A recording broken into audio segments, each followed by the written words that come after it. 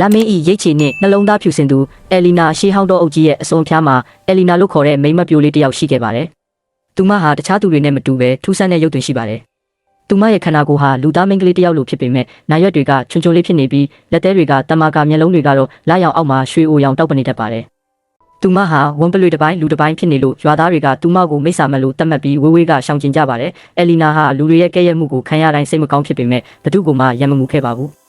သူမဟာတောထဲမှာပဲတယောက်တည်းနေထိုင်ရင်ဒဏ်ရာရနေတဲ့တိရစ္ဆာန်လေးတွေကိုစိတ်ကူပေးတာတောကောင်တွေရဲ့အနေကနေရွာသားတွေကိုတိတ်တဆိတ်ကာကွယ်ပေးတာမျိုးတွေပဲလုပ်လို့ရှိပါတယ်။ဒီနေ့မှာတော့ရွာရဲ့အချမ်းသာဆုံးနဲ့အာဏာအရှိဆုံးတထေးကြီးရဲ့သားလေးဟာတောထဲမှာလမ်းမပြီးခြောက်ထဲပြုတ်ကျသွားပါတယ်။ရွာသားတွေဟာကြောက်လို့ဘသူမှလိုက်မကယ်ရဲကြဘူး။အဲ့ဒီအချိန်မှာအဲလီနာဟာသူမရဲ့တန်မာတဲ့ဝပလွေစွမ်းတွေကိုအတုံးချပြီးခြောက်ထဲကိုဆင်းကကလေးလေးကိုဘေးကင်းအောင်ကယ်ထုတ်လာခဲ့ပါတယ်။ကလေးလေးကိုရွာထိပ်ကိုပြန်ပို့ပေးတဲ့အခါရွာသားတွေကသူမကိုလက်နက်တွေနဲ့ဝိုင်းထားကြပါတယ်။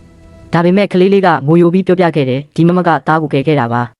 သူဟာကြောက်စရာကောင်းတဲ့သားရဲ့မဟုတ်ပါဘူးသားကိုနူးနူးညံ့ညံ့နဲ့ကာကွယ်ပေးခဲ့တာပါတဲ့ရွာသားတွေဟာသူတို့ရဲ့အမှားကိုနားလည်သွားကြပါတယ်ရုပ်သွင်းပြင်းဟာကြောက်စရာကောင်းနေပေမဲ့အဲလီနာရဲ့နှလုံးသားဟာရွာသားအလုံးထပ်ပိုပြီးဖြူစင်နေတာကိုသူတို့မြင်သွားကြပါတယ်ရုပ်ရည်ဖြစ်မဆုံးဖြတ်ပါနဲ့လူတစ်ယောက်ရဲ့တန်ဖိုးဟာအပြင်ပန်းရုပ်သွင်း physical appearance ပေါ်မှာမူတည်တာမဟုတ်ပဲသူလှုပ်ဆောင်တဲ့အပြုအမူနဲ့စိတ်ထားပေါ်မှာပဲမူတည်ပါတယ်မိမိကိုယုံကြည်ပါတခြားသူတွေကကိုဘလို့ပဲအထင်မှားပါစေကိုကမှန်ကန်တဲ့အလုပ်ကိုလုပ်နေတဲ့၍ကိုယုံကြည်မှုရှိရှင်သန်တင်ပါတယ်အမုန်းကိုအချစ်ဖြစ်အနိုင်ယူပါအဲလီနာဟာသူမကိုမုန်းတီးသူတွေကိုရန်တော့မမှုပဲကူညီဆောက်ရှောက်ပေးခြင်းအဖြစ်အမုန်းတရားတွေကိုအောင်မြင်စွာချေဖျက်နိုင်ခဲ့ပါတယ်မတိအတူနေညစာစားပွဲရှိတုန်းကမော့အတက်တွေထုံးကားတဲ့တောအုပ်တစ်ခုမှာကြောင်မတစ်ပိုင်းလူတစ်ပိုင်းမီမီနဲ့ကြွတ်မတစ်ပိုင်းလူတစ်ပိုင်းစူးစူးဆိုတဲ့တငယ်ချင်းနှစ်ယောက်ရှိကြတယ်သူတို့ဟာလူစကားပြောနိုင်ပြီးလူလိုလမ်းလျှောက်နိုင်ကြပေမဲ့သူတို့ရဲ့တွေးထဲမှာတော့ကြောင်နဲ့ကြွတ်ဆိုတဲ့ရံဘက်ဗီဇတွေကိန်းအောင်နေတော့မယ်တနေ့မှာတော့မီမီကငါတို့တွေရန်သူတွေလိုမနေပဲယဉ်ကျေးတဲ့လူသားတွေလိုတငယ်ချင်းဖြစ်ကြောင်းတက်တည်ပြရအောင်ဆိုပြီးစုစုကိုသူ့အိမ်မှာညစာစားဖို့ဖိတ်လိုက်တယ်မီမီကအဲဝစ်ကြီးပုတ်ကိုပြီးသားစွာနဲ့စပွဲပေါ်မှာခန်းခန်းနာနာပြင်ဆင်ထားတယ်ဒါပေမဲ့မီမီရဲ့ကြောင်ပီစားကဟင်းပွဲထဲမှာငါးစိမ့်နှံကိုမှုေးနေအောင်ထည့်ထားမိတယ်စုစုကအိမ်ထဲရောက်တာနဲ့ငါးညီနှံကြောင့်နှာခေါင်းရှုံမိပြီးကြောက်စိတ်နည်းနည်းဝင်လာတယ်စုစုကလည်းလက်ဆောင်ဖြစ်ဒိန်ခဲတုံးကြီးတုံးယူလာတယ်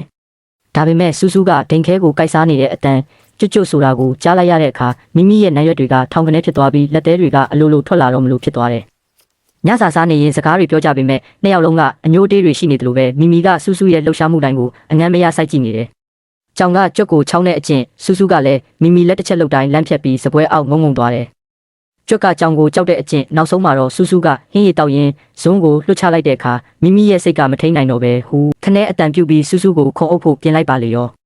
စူးစူးကလည်းကဲပါဦးလို့អော်ပြီးဗီဒီယိုကြားတဲ့ကိုအမြန်ဆုံးပြေးဝင်ပုံလိုက်ရတယ်ခဏကြာလို့စိတ်အေးသွားတဲ့အခါမိမိကနောင်လိုက်ရပြီးစူးစူးကိုတောင်းပန်တယ်စူးစူးရေငါတို့ကလူလိုဝစ်စားပြီးလူလိုနေခြင်းပေမဲ့ငါရဲ့ဗီဇာကနင့်ကိုမြင်ရင်ဖမ်းကျင်နေတော့မယ်ငါတို့အတင်းကျပ်တငယ်ချင်းလုပ်ဖို့စူးစမ်းတာကတယောက်ကိုတယောက်ဒုက္ခပေးတယ်လို့ဖြစ်နေပြီးစူးစူးကလည်းဗီဒီယိုထဲကနေပြန်ပြောတယ်ဟုတ်တယ်မိမိ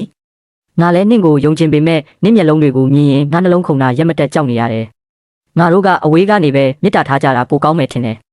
မိမိနဲ့တဘာဝချင်းမတူညီသူများပြီးစားချင်းစန့်ကျင်နေသူများနဲ့ပေါင်းတဲ့အခါအတင်းအကျပ်အနီးကပ်နေဖို့စူးစမ်းမဲ့စားတဦးနဲ့တဦးရဲ့အားနည်းချက်အားသာချက်ကိုနားလည်ပြီးတင့်တဲ့အကွာအဝေးတစ်ခုကနေလေးစားမှုထားရှိခြင်းကသာအကောင်းဆုံးဖြစ်တယ်ဆိုတာပါပဲ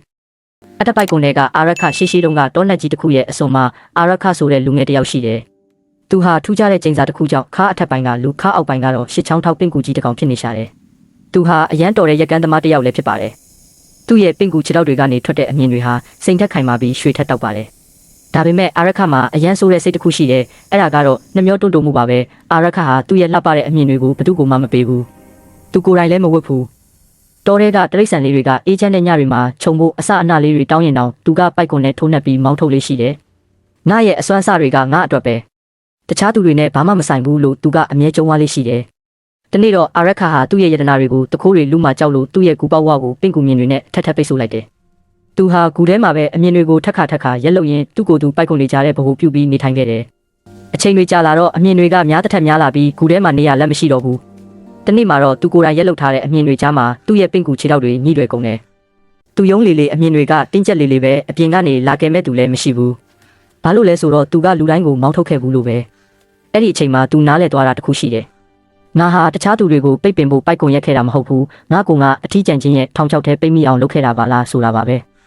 ကံကောင်းကျင်တော့သူရင်ကမောင်းထုတ်ခဲ့ဘူးတဲ့စာကလေးမလေးတစ်ကောင်ကဂူအပေါက်ဝါကနေမြင်သွားပြီးတောထဲကတငယ်ချင်းတွေကိုခေါ်လာပေးခဲ့တယ်။သူတို့အားလုံးဝိုင်းဝန်းကူညီပြီးအာရခကိုကယ်ထုတ်ခဲ့ကြတယ်။အာရခဟာအယမ်းရှက်သွားပြီးသူ့ရဲ့အတ္တတွေကိုဆွန့်လွတ်လိုက်တယ်။ နောက်ပိုင်းမှာတော့အာရခါဟာသူ့ရဲ့ပင့်ကူမြင်တွေကိုအသုံးချပြီးချမ်းသာတဲ့သူတွေအတွက်မဟုတ်ပဲချမ်းစိတ်နေတဲ့တိရစ္ဆာန်လေးတွေအတွက်ဆောင်ရွက်ရပေးတယ်လမ်းမလျှောက်နိုင်တဲ့တကြီးရွယ်အိုတွေအတွက်တွဲခေါ်စရာကြိုးတွေလုပ်ပေးတယ်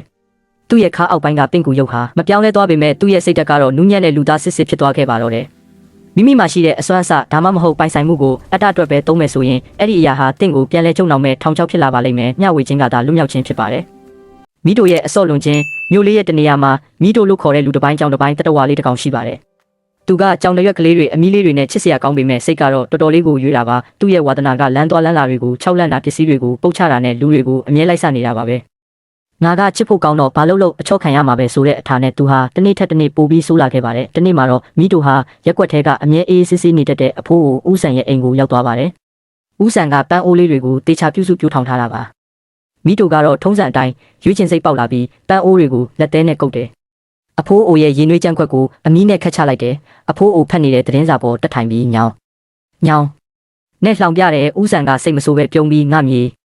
အရာရာမှာအကန့်အသတ်ရှိတယ်နော်လို့ပဲသတိပေးပါတယ်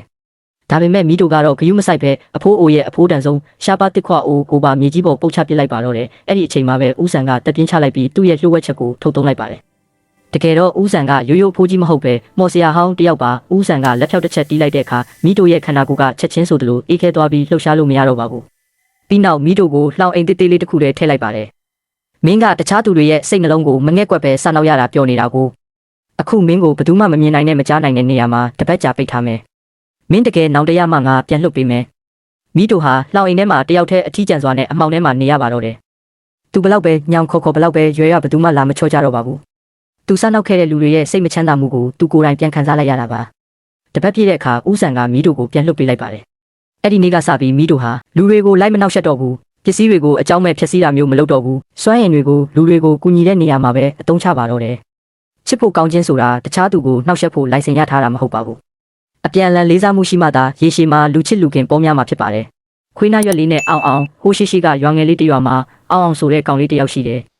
အောင်ဟာတခြားသူတွေနဲ့မတူတဲ့ထူးခြားချက်တစ်ခုရှိတယ်အဲ့ဒါကတော့သူ့မှာလူနာရွက်အစားအမွေးပွားခွေးနာရွက်အရှိကြီးနှစ်ဖက်ပါလာတာပဲဒီနာရွက်တွေကြောင့်အောင်ဟာအမြဲတမ်းရှက်ကြောက်နေတတ်ပြီးအပြင်ထွက်ရင်အုတ်ထုတ်အကြီးကြီးစောင်းထားလို့ရှိတယ်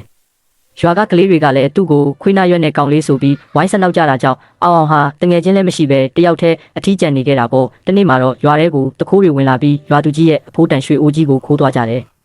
တခိုးတွေကတောနက်ထဲကိုထွက်ပြေးသွားကြတာကြောင့်ဘယ်သူမှလိုက်လို့မမီတော့ဘူးရွာသားတွေအားလုံးစိတ်ပြက်လက်ပြက်ဖြစ်နေကြချိန်မှာအောင်ကရှေ့ကိုထွက်လာခဲ့တယ်ကျွန်တော်လိုက်ရှာပေးနိုင်မလားမသိဘူးကျွန်တော်နာရွက်တွေကအဝေးကအတန်တွေကိုတေချာကြားနိုင်တယ်အောင်ဟာသူ့ရဲ့အုတ်ထုတ်ကိုချွတ်လိုက်ပြီးမြေကြီးပေါ်နားတက်လိုက်တယ်ခွေးနာရွက်တွေရဲ့ထူးခြားတဲ့အကြားအာရုံကြောင့်မိုင်ပေါင်းများစွာဝေးတဲ့နေရာကတရွက်ကြွေတန်တဲ့ခြေတံတွေကိုတူကြားလိုက်ရတယ်အောင်ဟာအတန်လာရနောက်ကိုဥဆောင်ပြီးရွာသားတွေကိုခေါ်သွားခဲ့တယ်နောက်ဆုံးမှာတော့တောထဲကကူတစ်ခုထဲမှာပုံနေတဲ့တခိုးတွေကိုအမိအယဖမ်းဆီးနိုင်ခဲ့ပြီးရွှေအိုးကြီးကိုလည်းပြန်ရခဲ့တာပေါ့ရွာသားတွေဟာအောင်ရဲ့ထူးခြားတဲ့နာရွက်တွေကြောင့်တခိုးကိုဖမ်းနိုင်ခဲ့တာကိုသိသွားတဲ့အခါမှာတော့အောင်ကိုဝိုင်းဝန်းချီးကျူးကြတော့တယ်အရင်ကစားနောက်ခဲ့တဲ့ကလေးတွေကလည်းအောင်ကိုတောင်းပန်ပြီးတငယ်ချင်းအဖြစ်လက်ခံလိုက်ကြတယ်ကို့မှာရှိတဲ့ထူးခြားချက်ကိုအားနည်းချက်လို့မမှတ်ယူပါနဲ့တခြားသူတွေနဲ့မတူတာဟာရှက်စရာမဟုတ်ပဲကိုယ့်ရဲ့ထူးခြားတဲ့စွမ်းဆောင်ရည်တစ်ခုဖြစ်လာနိုင်ပါတယ်လူတစ်ယောက်ကိုအပေါ်ယံရုပ်ရည်နဲ့မဆုံးဖြတ်ပဲသူ့ရဲ့အရေးချင်းနဲ့စိတ်ထားကိုသာကြည့်တင်ပါတယ်အောင်ဟာအခုဆိုရင်သူ့ရဲ့ခွေးနာရွက်လေးတွေကိုမရှက်တော့ပဲဂုံယူစွာနဲ့ပဲရွာထဲမှာပျော်ပျော်ရွှင်ရွှင်နေထိုင်သွားပါတော့တယ်